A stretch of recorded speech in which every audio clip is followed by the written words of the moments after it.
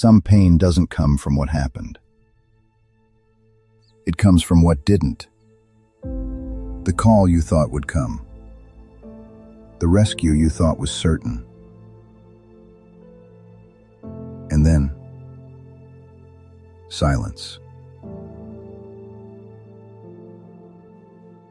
We all face these long middles, those seasons where your reality is screaming no, while your heart is trying to hold on to a yes. This is the story of Joseph.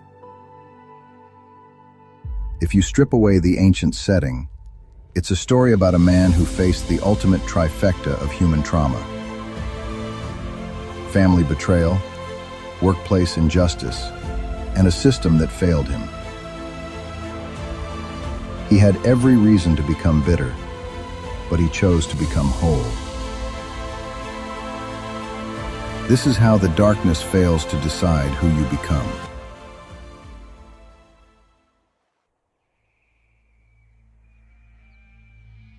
Joseph was the favorite son in a family of 12 brothers. His father Jacob didn't hide his preference, gifting Joseph an intricate, colorful coat, a garment that in the ancient world was a legal sign of inheritance and status. Then came the dreams. Joseph saw sheaves of grain and the very stars of heaven bowing down to him. He didn't feel powerful, he felt chosen. But his brothers didn't see inspiration, they saw a threat. They decided they didn't just want Joseph gone, they wanted his potential dead. They grabbed him, stripped him of the coat that defined him, and threw him into a dry stone pit. While Joseph screamed from the darkness, his own brothers sat down to eat lunch just a few yards away.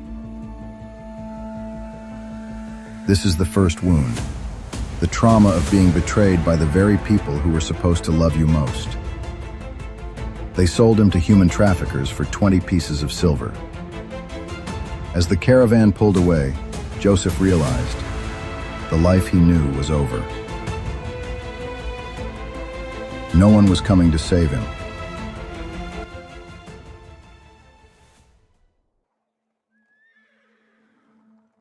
In Egypt, Joseph was sold to a high-ranking official named Potiphar. He was a slave in a foreign land, but he didn't stop becoming. He worked with such integrity and skill that Potiphar eventually put him in charge of his entire household, his finances, his fields, his very life. Joseph had rebuilt himself. But character doesn't always protect you from crisis. Potiphar's wife pursued him, and when Joseph chose his integrity over her advances, she lied. Potiphar didn't listen to the truth. He chose his reputation over justice. Joseph was thrown into prison as a criminal. This is the second wound. Doing your best and still being punished for it.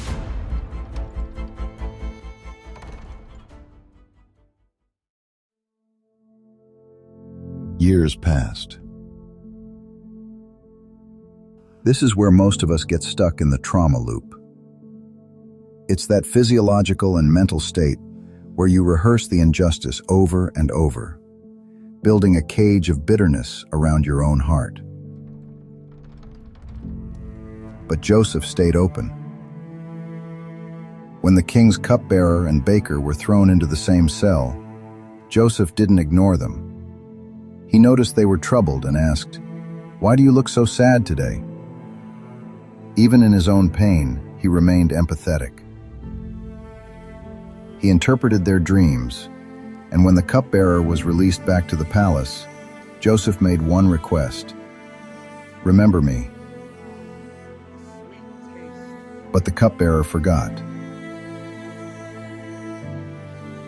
For 2 more years, Joseph sat in the silence. This is the third wound, being forgotten by the people who have the power to help you. 13 years had passed since the pit. 13 years of being a victim of other people's choices. Yet Joseph stayed ready. He kept his mind sharp and his heart tender, refusing to let the bars of the prison become the bars of his soul.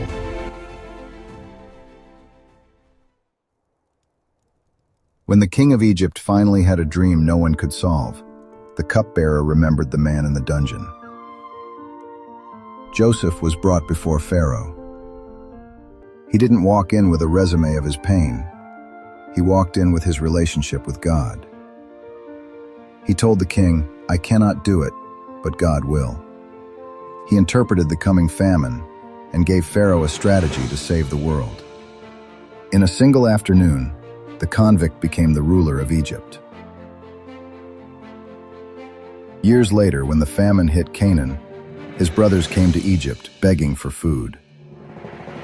They bowed before him, exactly as the dream had predicted. This was Joseph's moment for vengeance. He had the power to destroy them. But when he looked at the men who had stolen his youth, he didn't see enemies. He saw a story that was finally making sense. He revealed himself with tears and said, "God meant it for good." Trauma hadn't arrested his soul. He wasn't stuck in a loop of bitterness.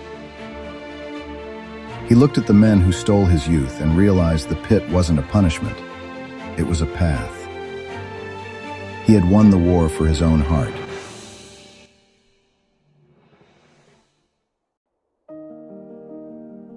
If you are paying the price for a choice you didn't make, living in a season that feels like an undeserved sentence, know this: the darkness doesn't get to decide who you become.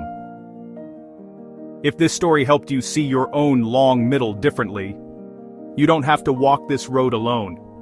Like and subscribe to join us for more stories of transformation. When you are in your darkest hour, here is what you must do. Keep your faith. Keep talking to God, even when the silence is deafening. Keep your character. Don't let the pain twist you into someone you don't recognize.